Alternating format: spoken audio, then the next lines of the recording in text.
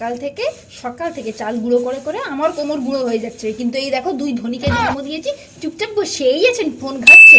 কালকে পুকুরে স্নান করতে হয়, অন্তত ওইটা করে আমাকে উদ্ধার করো।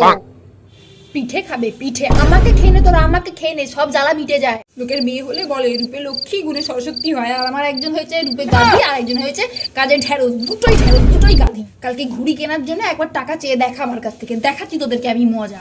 ও কুকির বাপ, কালকে দুটো ডাব কিনে আনবে ভালো দেখে।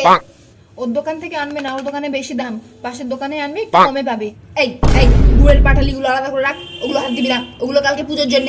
শোনো, পাঁচুর দোকান থেকে 2 প্যাকেট দুধ কিনে আনবে ভালো দেখে, কিনে আলাদা করে ফ্রিজের অন্য জায়গাতে রেখে দেবে, ওইখানে রাখবে না, টাকাটা কি হয়ে যাবে। এই মিনতি, কাল একটু ভোর ভোর চলে আসিস বুঝলি, পুজোর জোগাড় তো আছে বুঝতেই পারছিস, পুজোর ঘর দর মোছা, প্লিজ।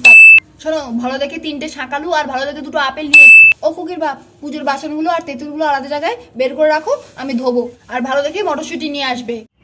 ঠাকুরমশাই কালকে 12টায় সময় দিয়েছে, যদি না আসে বা আসতে যদি দেরি হয় তাহলে আমি নিজেই পুজো করে নেবো, বুঝলে। ঘরটা নামিয়ে দাও গো, মাজতে হবে।